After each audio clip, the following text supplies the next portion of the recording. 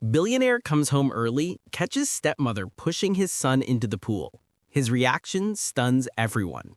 That billionaire was me. I need you to stop right here and ask yourself, what would you do if you came home one night and found the person you trusted most with your child, trying to destroy him instead? Comment below. Would you forgive or would you fight back? My name is Tyler Hartley. Some people know me as the founder of Hartley Tech, one of the biggest software companies out of Silicon Valley.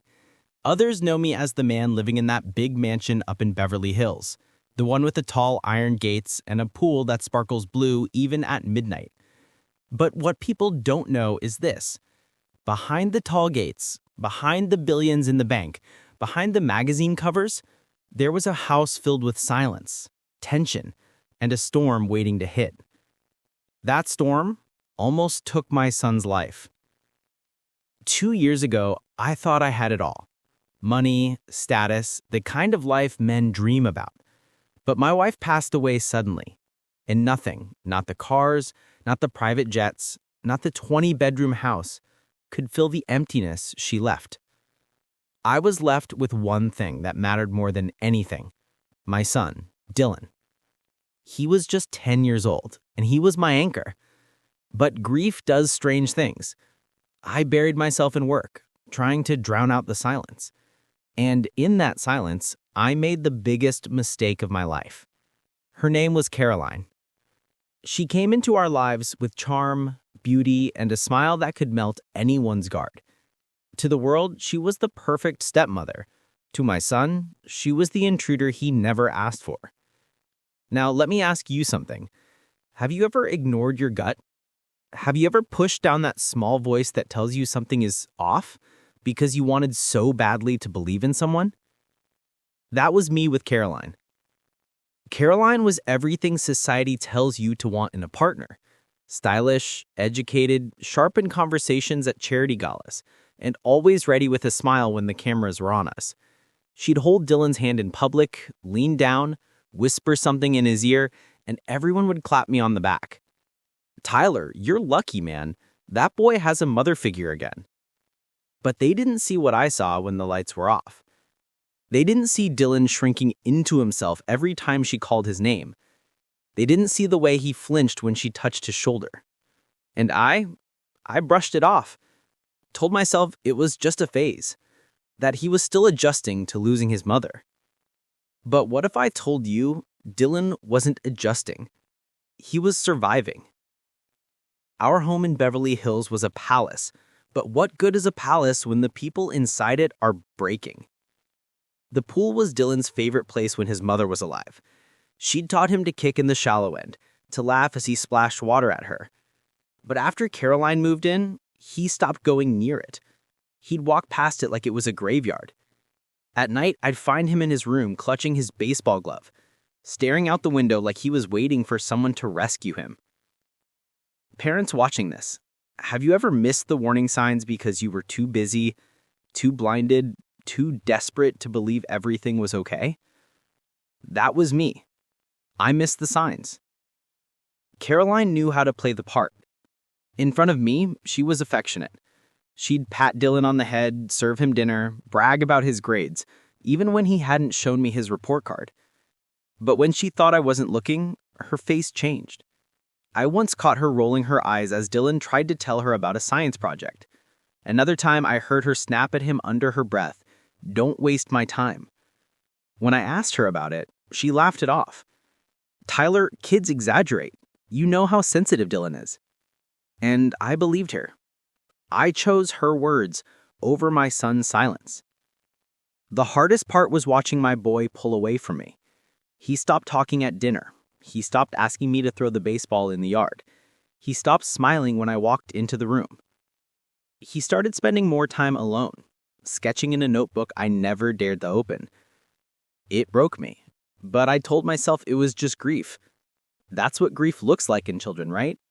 Quiet, withdrawn, fragile. But deep down, I knew. I knew there was something else.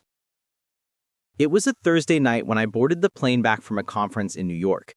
My calendar had me in meetings straight through the weekend, but something in me snapped. I was tired of being a ghost in my son's life. I didn't tell Caroline I was coming. I wanted to surprise them. Maybe take Dylan to a Dodgers game. Maybe finally have that father-son weekend I kept promising. But let me ask you this. Have you ever made one small decision that ended up changing your life forever? That was mine. That flight home saved my son. When I landed in Los Angeles, I didn't call ahead. I told my driver to take me straight to the house. The gates opened like always. The mansion lit up in soft golden light. From the outside, it looked like a dream. But as I walked in, suitcase still in hand, something felt wrong. The house was too quiet. Not the peaceful quiet of a family asleep, but the heavy quiet of something hiding. I heard faint splashing. Laughter, not the sweet kind, but sharp, cruel, echoing across the backyard. I walked towards the sound, each step heavier than the last. And what I saw when I reached the poolside froze me in my tracks. Because there was my son, my 10-year-old boy, gasping, thrashing in the deep end of the pool, one arm in a cast. And there was Caroline, standing at the edge, watching. Not helping, not reaching, just watching. And that's when everything I thought I knew about my wife, my family, my life, came crashing down. If you're still with me, tell me in the comments, what would you do if you were in my shoes?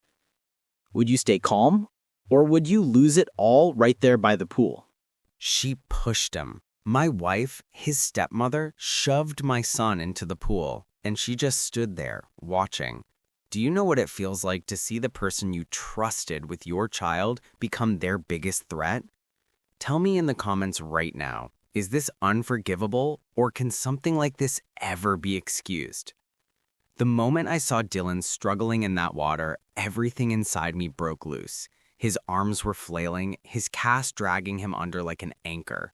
His face was twisted in panic, his mouth opening and closing in silent gasps as chlorinated water filled his nose and throat. I dropped my suitcase without a second thought. My polished shoes hit the pool deck hard as I sprinted. But in those 5 seconds, the longest 5 seconds of my life, I saw Caroline just standing there. Not kneeling, not reaching, not even calling for help. Her arms were folded across her chest, her head tilted slightly as if she was watching a movie she wasn't sure she cared about. And I swear to you, in that moment, I saw something in her eyes. Not fear, not shock, not guilt. Satisfaction. I hit the water like a hammer, not caring that my phone, my wallet, my entire suit were getting ruined. All I could think about was Dylan. My hands reached him in seconds, pulling his small, shaking body against mine. His cast thudded heavily against my chest as he clung to me, coughing and gasping. "Breathe, son, breathe," I whispered, lifting his head above the water. His wet hair plastered to his forehead, his eyes wide, full of terror. When I hauled us both out onto the pool deck, he collapsed against me, his body trembling uncontrollably. He coughed hard, spit out water, and tried to speak but only choked on his own panic. And still, Caroline didn't move. Not a single step forward. Instead, she gave me this annoyed look, like I'd just ruined a perfectly good afternoon. "What the hell happened?" I roared, my voice echoing through the backyard. My arms were still wrapped around Dylan, my shirt clinging to me, soaked straight through. Caroline's response? A laugh. A small, dismissive laugh. "Tyler, calm down," she said, waving her hand as if I were overreacting. "He slipped. He likes the water. He always says it helps him relax. You're making this dramatic."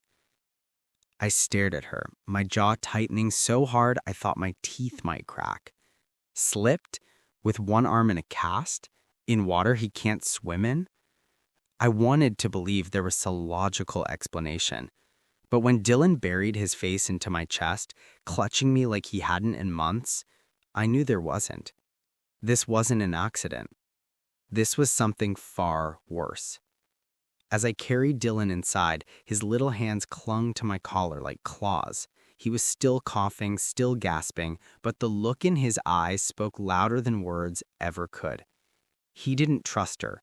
He didn't feel safe. I whispered, "I've got you, son. You're safe with me. No one's ever going to hurt you again."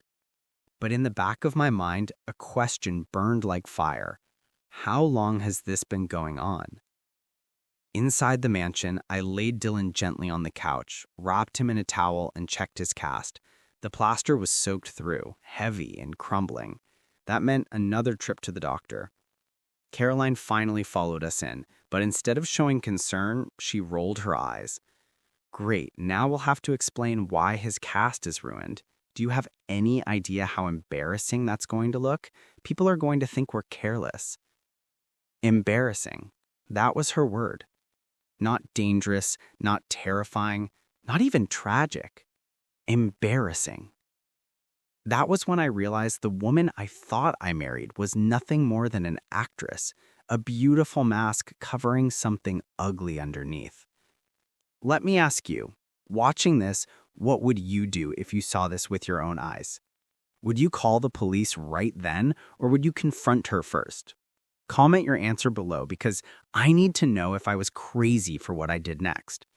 I turned to Caroline and said, my voice shaking with rage, "I saw you. Don't tell me he slipped. You pushed him." She froze, then smiled, an eerie, confident smile. "You're exhausted, Tyler," she said sweetly, her voice dripping with fake sympathy. "You've been on the road too much. You're imagining things." Imagining? My son nearly drowned. I was standing right there. But here's the thing. Caroline was good. Too good. She leaned against the marble counter, tilting her head, speaking calmly as if I was the one out of control. And for a split second, I wondered, was I losing my mind? Was grief, work, and exhaustion making me paranoid? But then Dylan pulled on my sleeve. His lips parted like he wanted to say something. His eyes darted to Caroline, then back to me, and he shook his head violently, burying himself deeper into my chest. That was no accident. That was fear. That night, Dylan refused to leave my side. I let him sleep in my room, in the big bed right beside me. Every time I shifted, he clung tighter like he was afraid I'd vanish. Caroline? She slept soundly in the guest room, claiming she needed space because I had accused her unfairly. But the image of her standing at the pool, calm, unmoving, burned into my mind. The pieces started lining up. Dylan's bruises that I'd brushed off as playground accidents, his night terrors, the way he'd started refusing food Caroline cooked. All the times I thought grief was eating him alive, maybe it wasn't grief at all. Maybe it was her. The next morning, I confronted Caroline again. Dylan was in the kitchen, sitting silently with a bowl of cereal. Caroline stood by the fridge, sipping her smoothie like nothing had happened. I said, "You need to explain yourself. I saw you. You pushed him." Caroline sighed dramatically. "Tyler, stop. He's a child. Children exaggerate. He's upset because I enforce rules you don't. You're making me into a villain because you feel guilty about working too much." Her words hit me like knives, but not because they were true, because she knew exactly where to aim. She knew I blamed myself for being gone so often, for leaving Dylan with her. She twisted my guilt like a weapon. And that was the moment I knew I couldn't trust her. That afternoon, I made a decision that would change everything. If Caroline thought she could gaslight me into doubting my own eyes, she had another thing coming. I was going to find out the truth about her, no matter what it cost. What would you have done in my shoes? Confront her louder, throw her out immediately, or gather proof before making a move? Tell me in the comments. I read every single one. And don't forget to subscribe to Heat Stories so you never miss the next shocking twist in this true-to-life story. Because trust me, the storm was only beginning. When I birthed through the door and saw my son sinking in that pool, I knew my life would never be the same, and what I did next shocked even me. Tell me in the comments, if you caught someone hurting your child, would you lose control or stay calm? I wasn't supposed to be home that Friday. My calendar was stacked with meetings in San Francisco, board members, investors, people who only saw me as a machine that printed money. But something in my gut told me to cancel, to come back to Los Angeles unannounced. I didn't even take the private jet. I grabbed a red-eye, landed just after noon, and told the driver to skip the office. Straight to Beverly Hills, straight home. I should have felt relief when I pulled up to those gates, but instead I felt an uneasiness I couldn't explain, like the air itself was warning me. When I stepped out of the car, the house looked like it always did. Immaculate lawn, marble steps glistening in the California sun. But underneath that perfection, something was rotten. I walked in with my suitcase still in hand, expecting Dylan to come running. Maybe Caroline greeting me with that polished smile of hers. Instead, I heard splashing. Hard, frantic splashing. I rushed through the hallway, my heart pounding louder than my footsteps. And then, the sight that would forever burn into my memory. My boy, my 10-year-old, struggling in the deep end, arm weighed down by a heavy cast, his face twisted in terror, bubbles rising as he fought for air. And Caroline, standing at the edge, calm, cold, watching. Instinct took over. I threw off my jacket and hit the water in a single leap. My body cut through the pool, my hands reaching Dylan in seconds. He clawed at me, desperate, his small chest heaving with every cough. "Hold on, buddy, I've got you."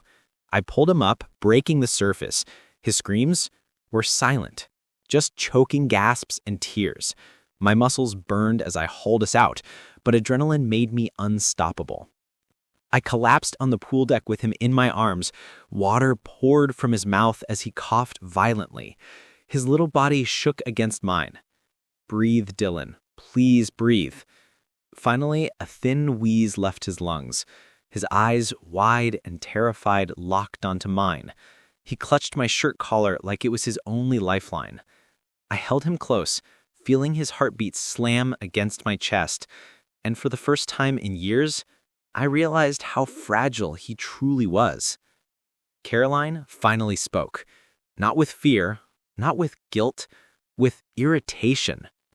"Tyler, you're overreacting," she said flatly, folding her arms across her silk blouse. "He just lost his balance. Kids slip." Lost his balance? My son couldn't even swim. His arm was broken, and she just watched? Her tone was calm, her expression annoyed, as though I'd ruined her afternoon plans.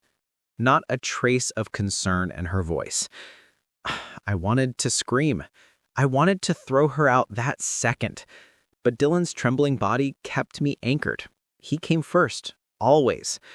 When I carried Dylan inside and laid him on the couch, his lips moved, barely audible. She pushed me. The words were faint, broken, but clear enough to split my world apart. My throat tightened, my mind spun. Did he really just say that? I leaned closer, brushing wet hair from his forehead. "What did you say, son?" But he clammed up, shook his head violently, eyes darting toward Caroline, who stood in the doorway with her arms crossed. I felt rage claw at me, but I swallowed it, pressed it down, because if Dylan was too scared to repeat it, then something much bigger was going on. I sent Dylan upstairs to change. Caroline followed me into the kitchen. She poured herself a glass of wine. Wine, like nothing had happened. "Tyler, you can't take his words seriously. He's a child. He's emotional. You spoil him. He's manipulating you." Manipulating? My boy had nearly drowned, and she was spinning it into his fault. I gripped the counter so hard my knuckles whitened. "I saw you. I saw the way you looked at him." She tilted her head and smirked. "Careful, Tyler. You sound paranoid." Paranoid. That word. The way she said it like I was some unhinged CEO cracking under stress made me realize exactly what she was doing. She was gaslighting me. And in that moment, I knew I couldn't trust her with my son for a single second longer. Let me ask you right here, if you were in my place, what would you do? Would you confront her head on, call the police immediately, or keep quiet and gather proof first? Comment below because I need to know how other parents would have handled this. The rest of the evening was suffocating. Dylan refused to come downstairs for dinner. I didn't force him. Instead, I brought food up to his room myself, sitting with him until he managed a few bites. Meanwhile, Caroline ate alone at the grand dining table, scrolling on her phone as if nothing had happened. Every glance she gave me carried a silent threat. She wasn't afraid. She wasn't shaken. She was calculating. And that scared me more than anything. When Dylan finally fell asleep in my room, clutching his pillow like a shield, I sat awake in the dark, staring at the ceiling. I kept replaying it. Her cold face, her dismissive laugh, the way Dylan shook his head when I asked him to repeat himself. Was this the first time? Had she hurt him before? Was that why he'd been so withdrawn, so quiet, so scared all these months? The bruises, the night terrors, the sudden loss of appetite. Pieces began snapping together in my mind, and the picture they painted made my stomach churn. For the first time, I admitted to myself what I didn't want to believe. My wife, Caroline Hartley, was dangerous. The next morning, I made a decision. I couldn't ignore it anymore. I couldn't let my love for appearances, my guilt for working too much blind me any longer. I was going to get to the bottom of this. Caroline might have fooled me once, but she wasn't going to fool me again. That night, after tucking Dylan safely in bed, I picked up the phone and called someone I hadn't spoken to in years. A man who made his living digging into secrets. A man who knew how to find the truth when others tried to hide it. Because if Caroline was hiding something from me, and I was certain she was going to uncover it all, no matter how ugly. What do you think I should do next? Throw her out immediately or investigate her past before making my move? Tell me in the comments because I need your take. And don't forget to subscribe to Heat Stories so you don't miss the shocking truth I uncovered next. Trust me, you won't believe what I found. I confronted her, face to face, and what she said back to me still gives me chills to this day. Viewers, tell me this in the comments. If you discovered the person in your home had a violent past, would you forgive or would you throw them out on the spot? When I woke the next morning, Dylan was still curled beside me, his cast resting heavy on the blanket. His breathing was calm, but his hand was gripping my shirt, even in sleep, like he was afraid I'd leave. I stared at the ceiling for a long time, the weight of realization pressing down on me. I couldn't run from it anymore. Caroline wasn't just strict. She wasn't just a difficult stepmom. She was something else, something dangerous, and I couldn't ignore it another second. That's when I picked up the phone and called Mark Reynolds, a man I hadn't spoken to in years. Mark used to work private security for my company. After he left, he started a career as a private investigator in Los Angeles. "It's Tyler Hartley," I said when he answered. There was a pause. "Didn't think I'd ever hear from you again. What's wrong?" "I need you to look into someone," I said, lowering my voice, even though the house was quiet. "My wife, Caroline." Another pause. Then a low whistle. "If you're calling me about your wife, that means this isn't small." "It's not," I admitted. "I need everything. Her past, her records, any trail she's left. I don't care how deep you have to dig. Money's not an issue." Mark didn't hesitate. "Give me 48 hours. Those 2 days were torture. Caroline walked around the mansion like nothing had happened.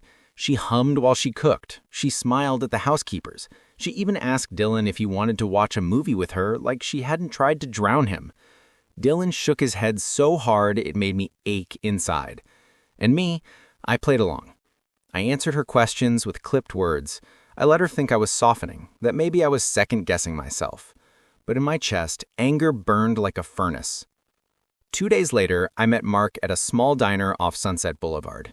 No fancy suits, no chauffeur. I went alone, dressed down, blending into the crowd. Mark slid into the booth across from me and dropped a thin folder on the table. His expression was grim. "You were right to call me." I opened the folder. My heart dropped. Caroline wasn't even her real name. She'd been married before.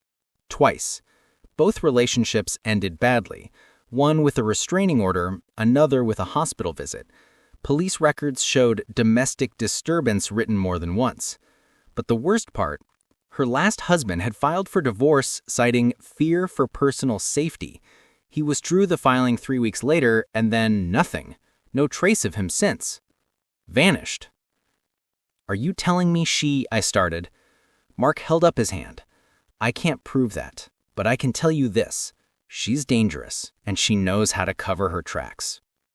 That night, I sat across from Caroline at the long dining table. Dylan was upstairs, already asleep. The chandelier above us glowed, but the silence between us was sharp. Finally, I broke it. "Caroline," I said, staring her straight in the eye, "why didn't you tell me about your past marriages?" Her fork froze halfway to her mouth. Then, slowly, she set it down. "Excuse me?" I didn't blink. The restraining orders, the police reports, the hospital visit. Her eyes narrowed. For the first time, the mask slipped. "You had me investigated." "I had to," I said firmly. "You tried to hurt my son." She leaned back, crossed her arms, and smirked. "So now you think I'm some kind of monster?" I slammed my hand on the table. "Stop pretending. I know who you are, and you're not going to hurt Dylan again." Her smile didn't fade. If anything, it grew colder. "You think you can just erase me?" she whispered. "You think you can push me out like I never existed? Be careful, Tyler. You don't know what I'm capable of." Tell me, viewers, if someone said that to you in your own home, what would you do? Call the police right away or keep your cool until you had more evidence? I want to see your answers in the comments. That night, I checked on Dylan again. He was sitting up in bed, sketching in his notebook by the glow of a lamp. When I asked what he was drawing, he quickly shut the book and hugged it to his chest. His eyes darted toward the door, as if afraid Caroline might appear.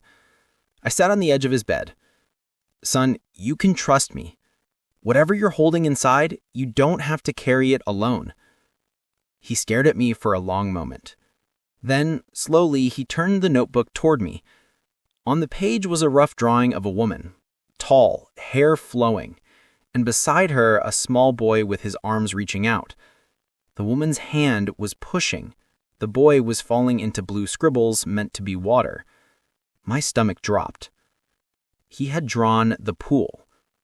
I kissed Dylan's forehead and tucked him in tight, but inside I was shaking. This wasn't imagination. This wasn't exaggeration. This was his truth drawn in pencil lines, and I couldn't wait anymore. The next morning, I confronted Caroline again. This time I didn't hold back. "You're finished here," I said coldly. "You're leaving this house." She laughed, actually laughed, and shook her head. "You don't get it, Tyler. You think this is your house, your rules, your perfect billionaire life, but I'm smarter than you. I'm not going anywhere." Then she leaned in, her voice dropping. "And if you push me, you'll regret it. Both of you will." That was the moment I knew Caroline wasn't just manipulative. She wasn't just cruel. She was dangerous.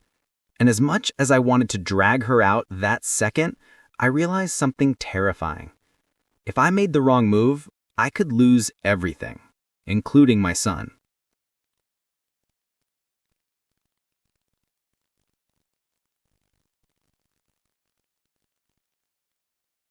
I thought I knew the woman I married until the investigator handed me proof that she'd been hiding a secret so dark it nearly destroyed my son's life. Tell me in the comments right now, if you discovered your spouse had been living a double life, what's the first thing you do? Mark Reynolds didn't just give me a folder, he gave me a grenade. When I flipped through the pages, I saw names, dates, addresses, all tied to Caroline. But here's the part that stopped my breath. Every time she'd been in a relationship, the man came out worse. Broken finances, broken families, broken reputations. It wasn't coincidence. It was a pattern. Mark leaned forward across the booth. She's calculated, Tyler. She finds men with money, influence, or power. She weaves herself in, creates dependency, then tears them down piece by piece. I gripped the folder tighter. So she's my next target. Mark's eyes didn't waver. Not just you, Dylan too. She's not just after your fortune. She's after control. I'll never forget the next sheet I pulled out. It wasn't a police report. It wasn't a divorce filing. It was a bank statement. Tens of thousands of dollars had been funneled from one of my accounts into an offshore fund. At first, I thought it was a hacker, but the transfer logs had a name attached. Caroline. How did she even get access to this? I muttered. She was clever, Mark said. Everything I've dug up says she plays the long game, builds trust, gets access, then starts moving money slowly so you don't notice until it's too late. I felt my stomach twist. Not only had she hurt Dylan, she was stealing from us under my nose. But the most chilling file came last. A man named Thomas Briggs, her second husband, a real estate developer from Nevada. He'd gone missing 8 years ago, just weeks after filing domestic abuse claims against Caroline. The case had gone cold. Police never charged her, no evidence, but every sign points to foul play, and she was the last person seen with him. I stared at the grainy black and white photo of Briggs clipped to the report. His eyes were tired, his smile forced, a man who looked like he'd been drained of everything before he vanished.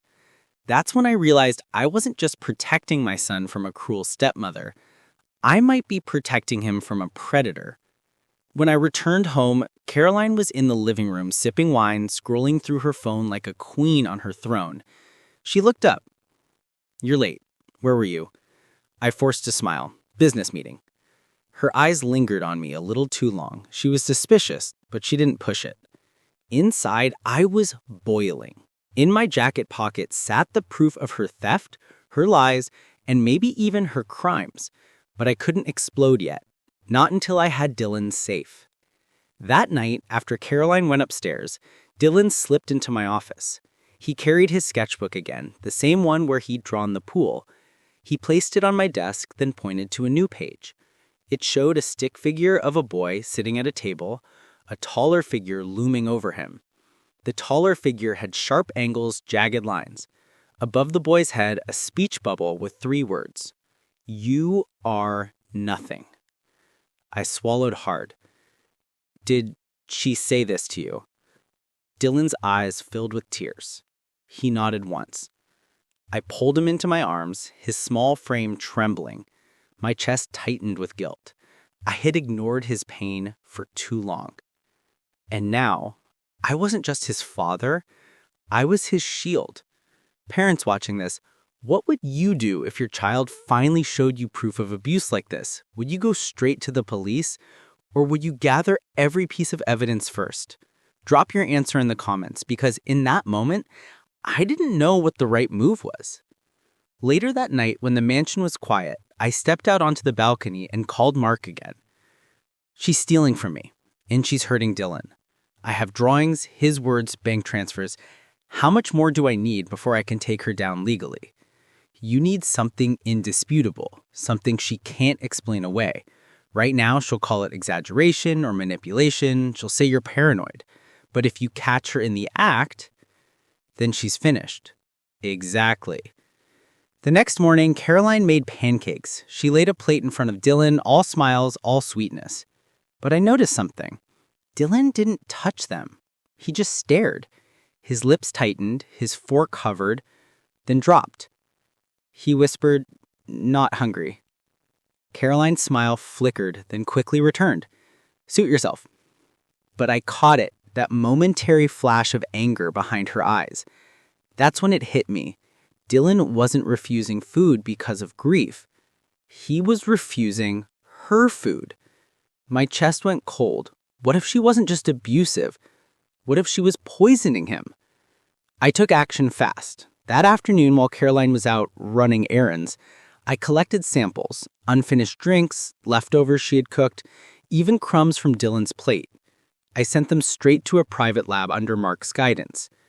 Don't say a word to her. If she suspects you know, she'll change her tactics.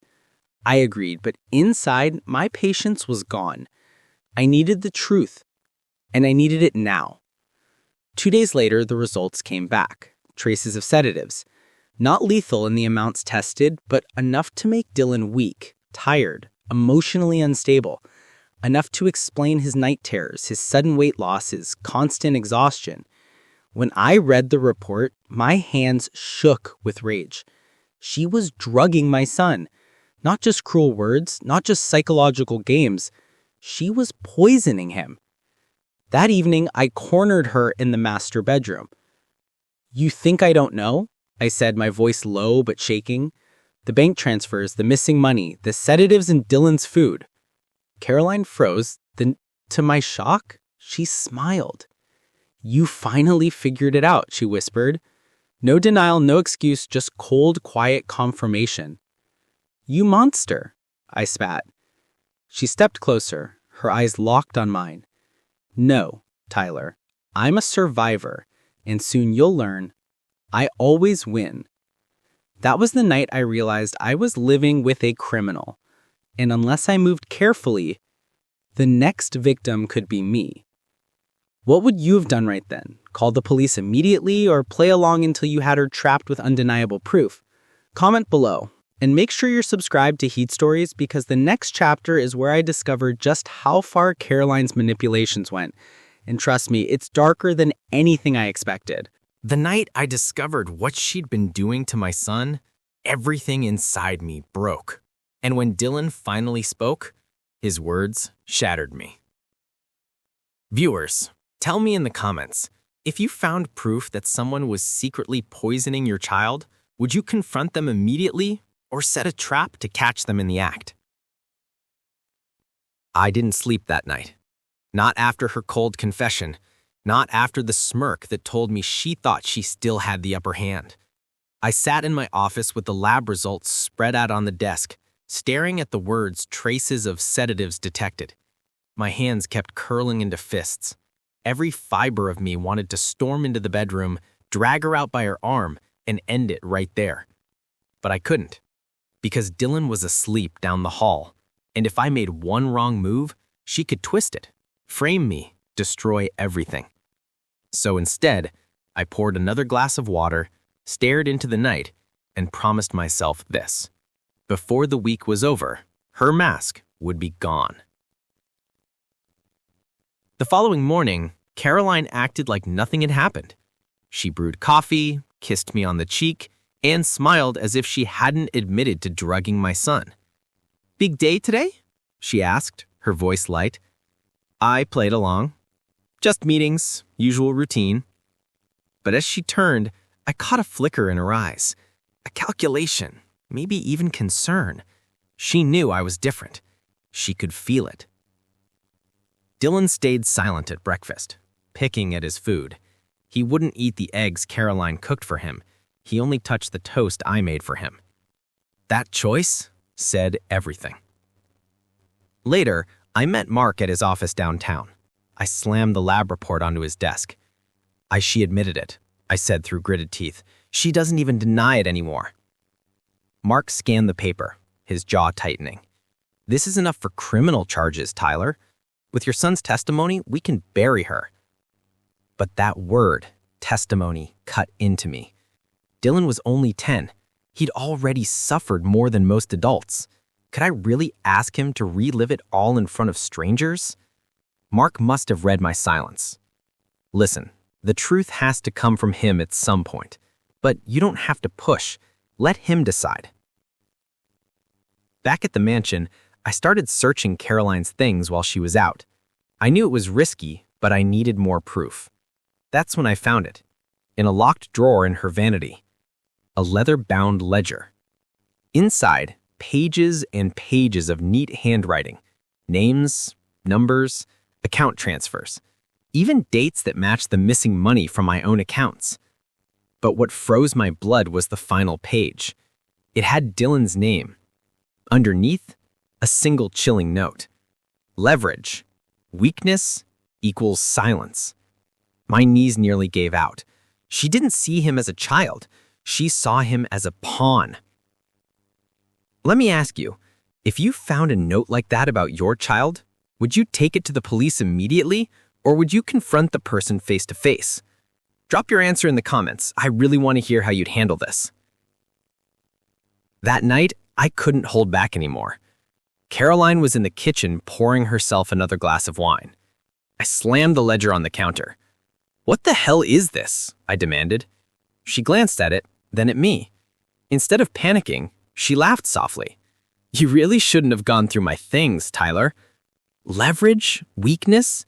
That's my son you're writing about." Her eyes hardened.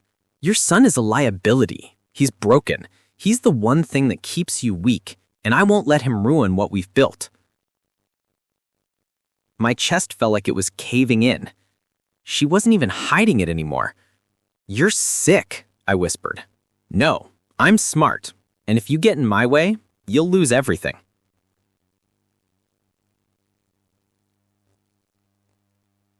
I didn't notice Dylan standing in the doorway until I heard a small, trembling voice.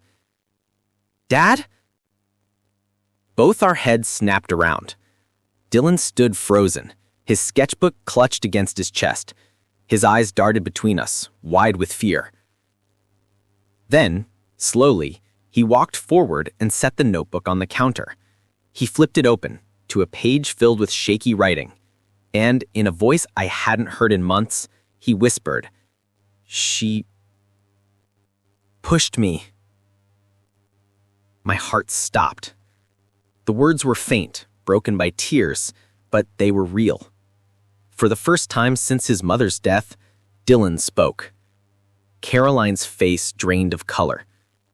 "Sweetheart, you don't mean that," she started, her voice trembling. But Dylan shook his head violently. "You hurt me.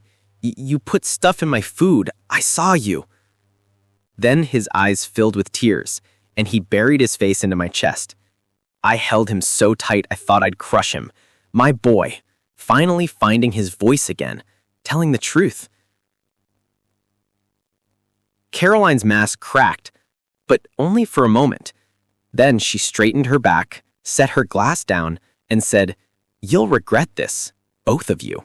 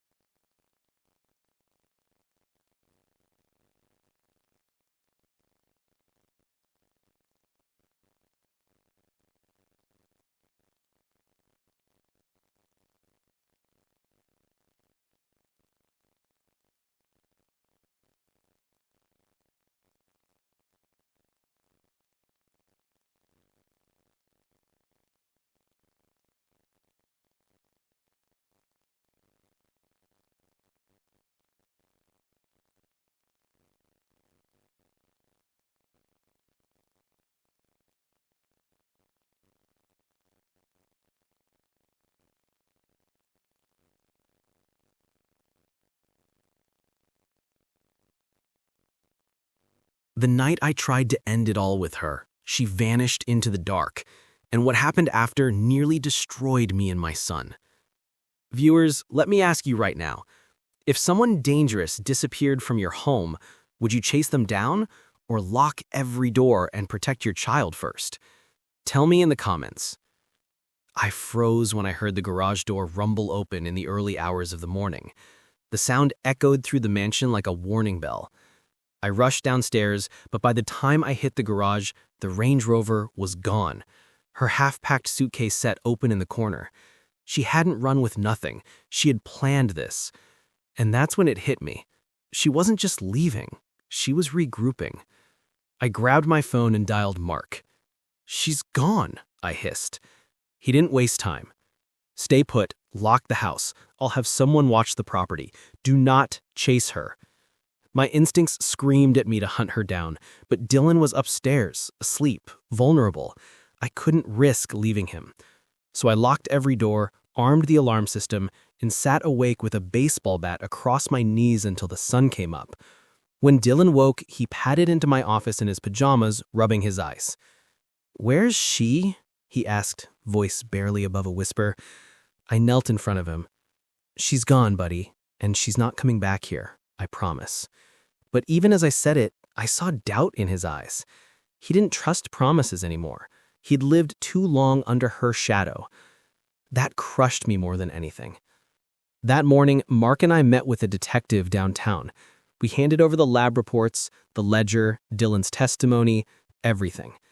The detective flipped through the pages, her brow furrowing deeper with each sheet. "This is enough to open a case," she said finally. "We'll put out an alert, but if she's on the run, she might already be across state lines." Her words sank in like stones. Caroline wasn't just my problem anymore. She was out there, loose, unpredictable, and I knew she wasn't done with us. Tell me honestly, do you think I should have gone public with the truth immediately or stayed quiet to protect Dylan from the circus? Drop your thoughts in the comments.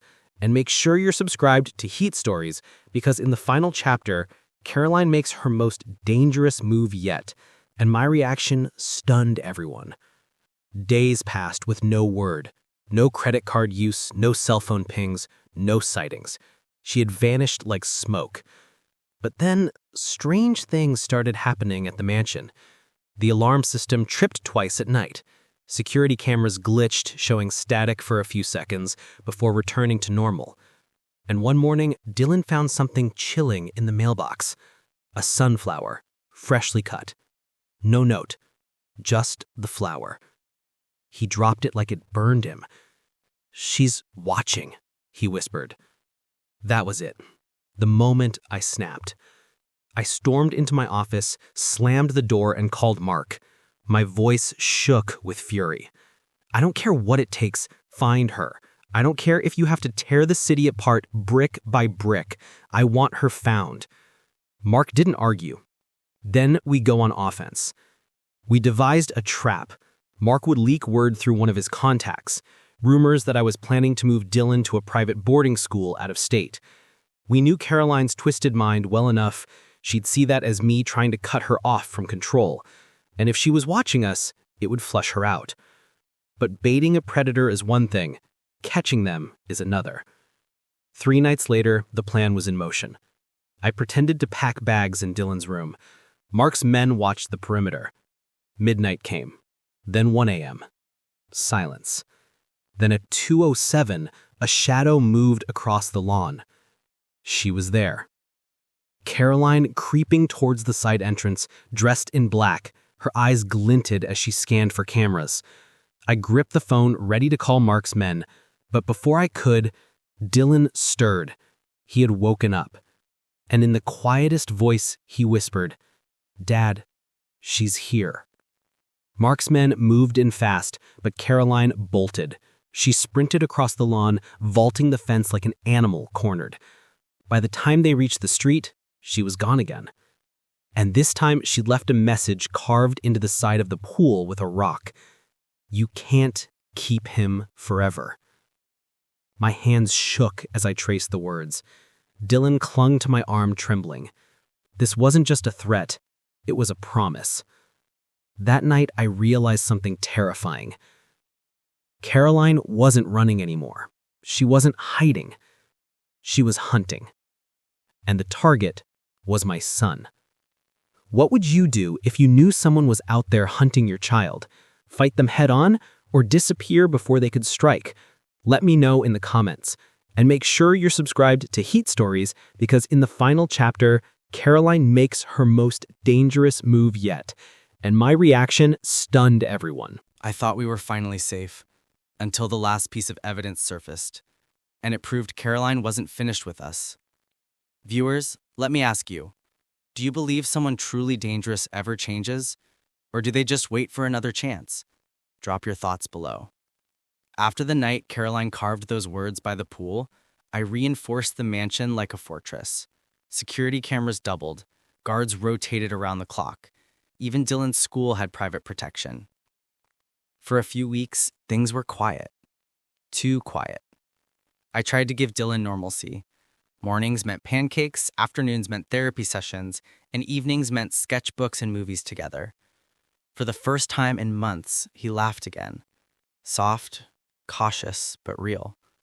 But I couldn't relax. Every knock on the door made my chest tighten. Every shadow on the lawn made me reach for my phone.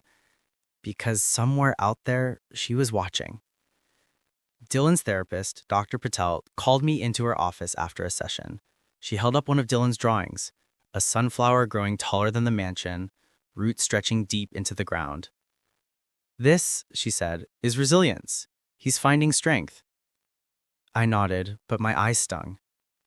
My boy had endured poison, lies, and terror, and somehow he was still fighting to bloom.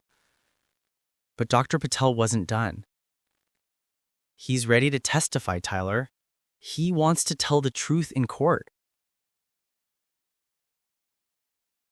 Those words rocked me.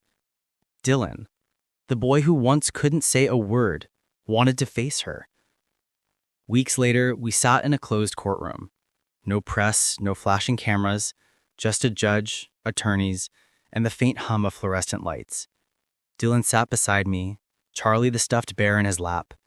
His small voice carried more power than mine ever could. "She pushed me," he said clearly, staring straight at the judge. "She put stuff in my food. She said I was nothing." The room was silent. My chest ached with pride and sorrow all at once. The judge nodded slowly. "Thank you, Dylan. That was very brave." In that moment, I knew, whatever came next, he had already won. Parents watching this, would you let your child testify if it meant finally ending the nightmare? Or would you keep them away to protect them from reliving the trauma? Comment below. Caroline didn't show up in court. Her lawyer appeared alone, pale and shaken, admitting he hadn't heard from her in weeks. The judge signed the order, permanent no contact, pending criminal charges. It should have been victory. But I knew her too well. Silence wasn't surrender. Silence was planning. I tried to move forward. I took a leave from the company. I spent mornings walking with Dylan in Griffith Park, afternoons planting sunflowers in the backyard. One evening, he handed me a drawing of the three of us, him, me, and his mom, holding hands under a bright sun. "She'd be proud," he whispered. I hugged him tight, tears spilling before I could stop them. For the first time in years, I felt like maybe, just maybe, we could breathe again. Then the envelope arrived.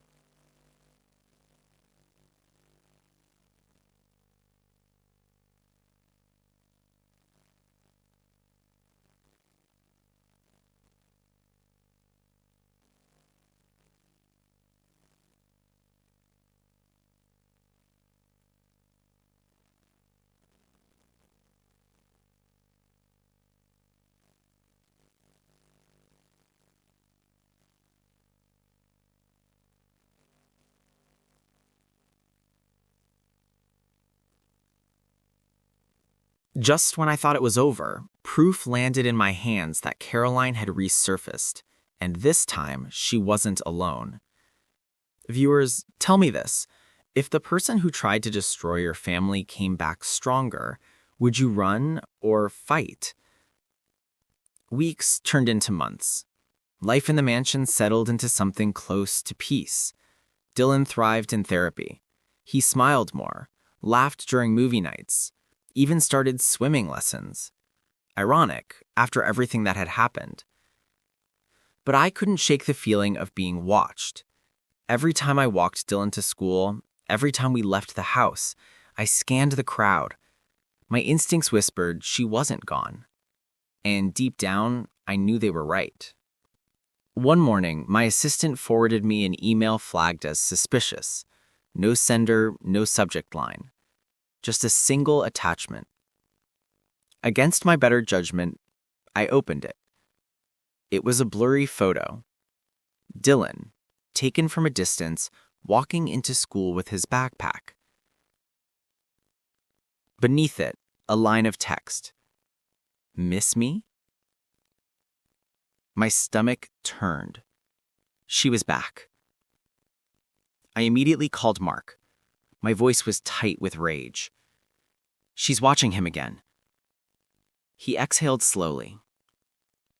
I'll trace the IP, but she's not stupid. She's bouncing signals, probably offshore. This isn't random, Tyler. She's telling you she's close. I clenched my jaw. Then we end this. I won't let her play cat and mouse with my son's life. That night, I showed Dylan the email. I didn't want to hide it. He deserved to know. His face went pale. He whispered, "She's coming back." I hugged him tight. She might try, but we're ready this time. You're safe with me. But as I said it, I wondered if safety was even possible anymore.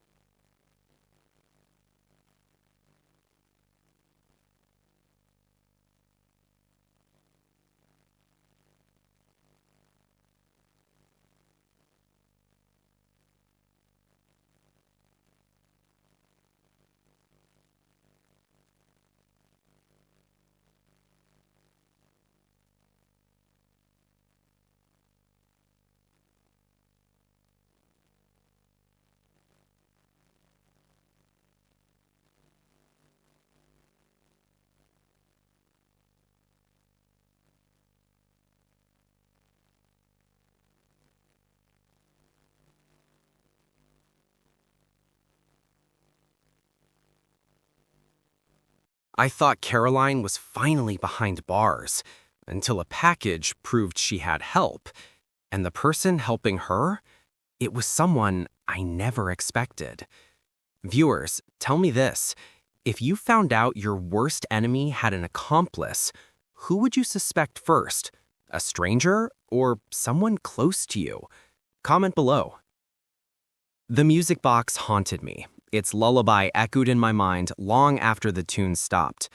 Caroline was locked up in Nevada. She didn't have access to my address, let alone the ability to send packages. So who mailed it? The note said, "For Dylan, from Mommy." It wasn't just a taunt, it was personal. And it meant one thing: she wasn't working alone. I didn't tell Dylan about the package. He was finally sleeping through the night again, finally laughing during breakfast. I wouldn't steal that from him. Instead, I called Mark. I told him about the box, the note, the timing. Either she's got someone smuggling messages from jail, or there's someone on the outside doing her bidding, he said. Find them, I said flatly. Mark's voice was grim.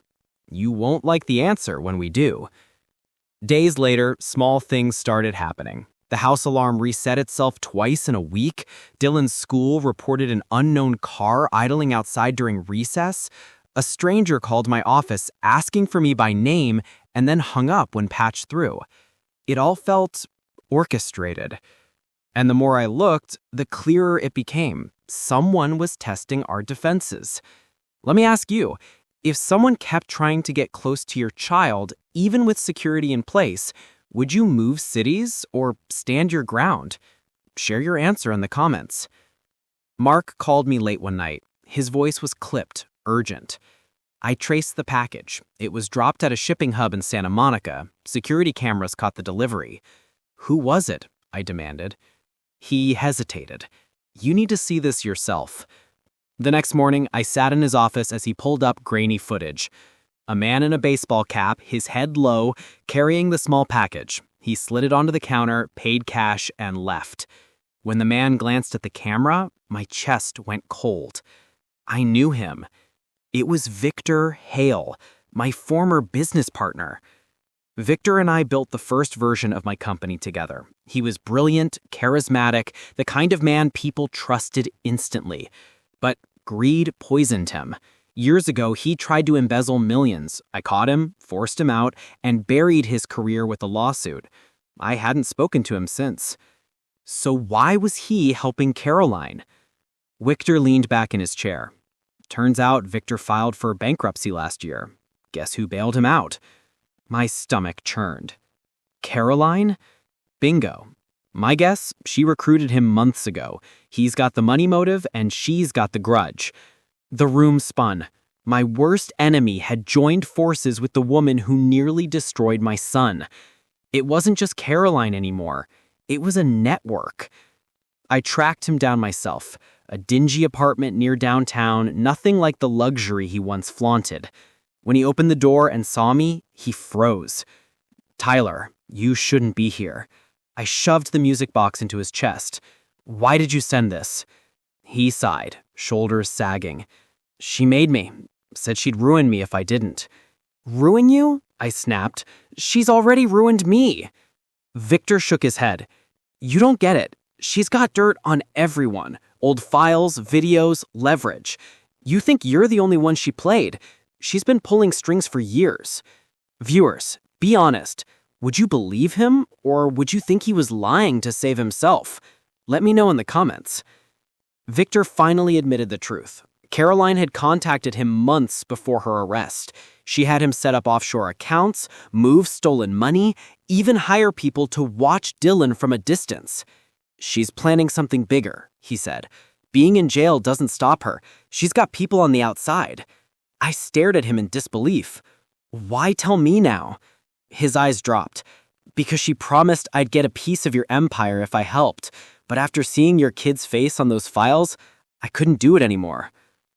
Mark dug deeper. Within days, he uncovered a web of connections. Old business rivals, shady lawyers, even a few corrupt officers who had looked the other way. Caroline wasn't just one woman. She was the center of a spider's web. and Dylan and I were still trapped in it. I knew then I had two choices: run, disappear, and pray she never found us, or fight and bring the whole web crashing down. I chose to fight, but I underestimated her, because just when I thought I'd exposed all her allies, one final truth shattered me. Someone within my own circle, someone I'd trusted with Dylan's safety, was feeding her information all along. Who do you think betrayed us? Someone from my business or someone closer to home? Drop your theory in the comments. And don't forget to subscribe to Heat Stories, because in the next chapter, I reveal the traitor's name, and it shocked me more than Caroline ever did.